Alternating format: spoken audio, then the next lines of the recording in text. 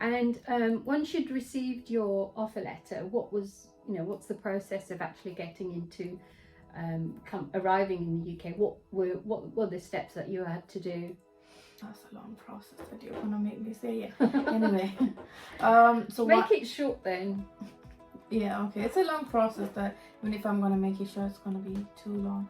Anyway, once I received my offer letter, I had to pay a deposit to get my CAS. CAS is the confirmation acceptance letter that you need to submit along with your visa application. So in order to get it, we need to pay a deposit. I paid a deposit and I got my CAS. And then I took a loan, education loan, to come to UK. So once I received my offer letter along with other financial documents, I submitted my offer letter with it for the loan approval, and I got my loan approved within 4 weeks of submitting it. And so I received it. I booked an appointment in the VFS where you submit your visa. When I got my appointment, I submitted my application online and I paid for the health charge and the application fee. And once I done it, I submitted my documents, my education documents, my CAS letter, and that'll be written in your offer letter that what are the documents that you need to submit. So I submitted all of it. Because I was doing it, I think end of August, I applied for a priority visa. So there is like 3 type of visa. So I applied for the priority visa, and I got my visa in like 3 days or 4 days, I think. How long is the normal visa process then? Yeah, it can take up to 2-3 weeks, I think. I'm not too sure, but Okay. How long is the normal visa process? That depends. I think a minimum of 2 to 3 weeks, but you can get the actual information from the UK website. Okay. And what are the actual intakes for the courses? Is there like a January intake, or is it just once a year? Is it twice a year? That also depending upon the universities, but most intakes are in January and September. Some universities do have February, October, November as well, but depending upon the university. Mine, it's because it got delayed because my loan process took a bit more longer, and there was a bit complications in the loan, in approving of the loan documents. So that's why it took a bit too long. Okay, and also talking about the actual process. So did you actually start looking for courses and further education abroad in the same year that you actually came to the UK, or had you thought, I'm going to work for a year or two, and I don't know, February or March time you're thinking, right, I fancy doing a degree, let me go think about where to do it, and what was that process? That did it take you a year? Did it take you a few months, or had you already planned out what you were going to do and how you were going to do it?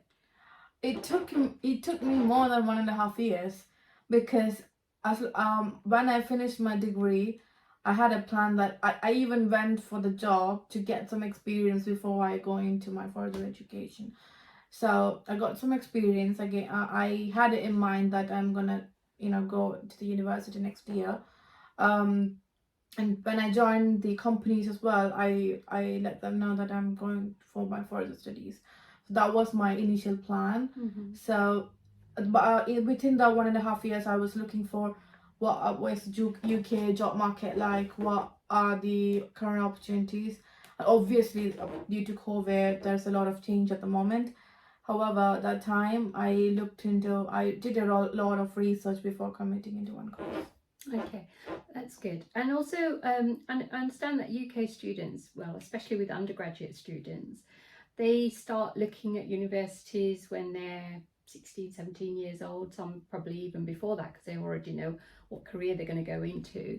But there's always a deadline that they have, which is like for medicine, it's October or November. Or so was there a deadline for the university? for your particular intake? Because when did you come here? Was it 2019 Mhm. September. So it was for the September intake. So was there a deadline for that intake? Yeah, for all universities and for all intakes, there's going to be a deadline. Mm-hmm. For mine, I think, I don't remember, but I think it was August first week or Okay. something. That when you get the offer letter, will be So it was written. it was very tight in you getting the offer letter, getting the visa, getting the loan approval. So would you suggest that if somebody wants to come and study in September of this year, then they should sort of start planning well ahead, like 6 months before or a year ahead? Yeah, I think it's more like before going into any international degree, even if it's not international or even if you're studying in your own country, you should be organized and planned. But if you don't plan well, it's gonna be too difficult for you to do anything with it. So if you plan a bit more earlier, then you won't be late, you won't be missing any deadlines for it. Okay.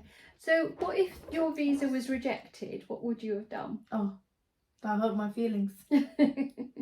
Okay, but I'm a very positive person. If that was rejected, because during that time I still remember that I used to call my consultant all day and ask her what if I'm gonna do if my visa is gonna be rejected. So she said, calm down, you're gonna get it. But I never believed it. But that time I wasn't really optimistic person. Anyway, if I wouldn't get it, and then I would have gone for other countries, maybe I would have gone for other options. Mhm. I had some countries in mind. So did you have a second option? I would have gone work a little bit more, and I would have gone for Canada or Germany. So would you have chosen the same course? Are you happy that you chose that course? Yeah, because I really wanted to do.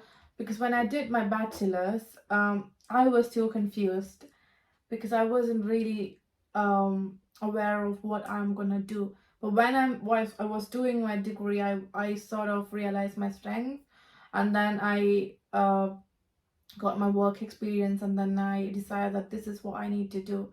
And after coming to UK as well, I got some good experience where along working with the company as well. That gave me a motivation to grow and choose what area I need to go into.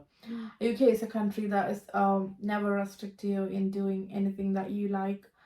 So yeah, that's it. Okay. So the degree that you're doing at the moment with you have an internship at the moment, aren't you? I have finished my internship because I started in April 2020 and I finished in April 2021. Mm-hmm. So yeah, my course is intertwined with the placement and a course of Okay. 1 year course. Yeah. Okay. So does that degree course that you've taken, has it opened up job opportunities for you? Yeah, so basically in the UK there is graduate opportunities for students. That's for graduates, recent graduates. So at the moment you come to the UK, you need to start planning for it because companies, they hire ahead. So if you want to start your internship, placement or graduate job the next year, then you need to apply this year. By September, October, or November, that period of time, they start applying for it. So last year, due to COVID, companies put a pause on recruiting students, but now they are resuming it. So mine is going to be opening from September.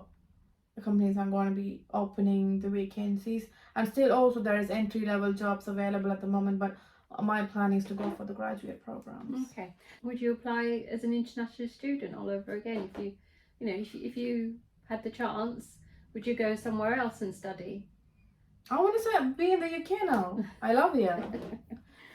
I hope you enjoyed today's session with my international student. I was firing off lots of questions and she was giving some good answers. So to end off this video today, what would you, what sort of advice would you give to an international student or somebody who's looking to come and study in the UK?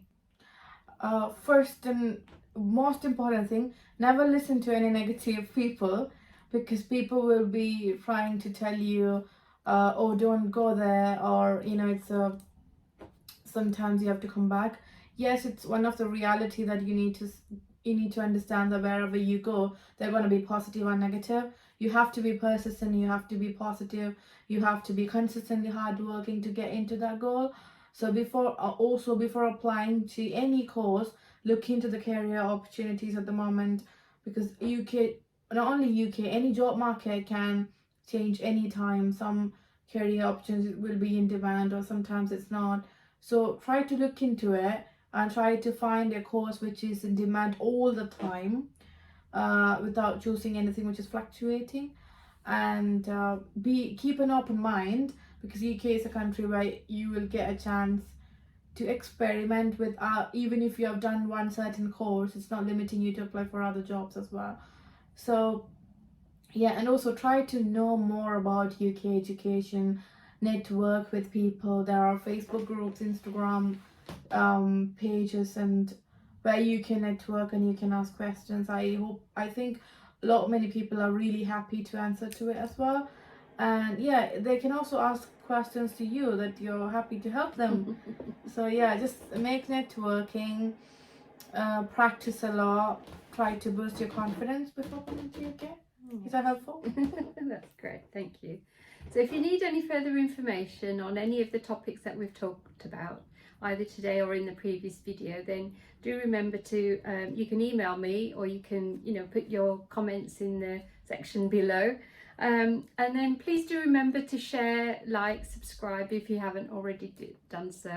And thank you for today's video. Thank you, Malu. Thank you. Till next time, take care. Bye. If you haven't done so already, do remember to subscribe, hit the bell icon, and like and share.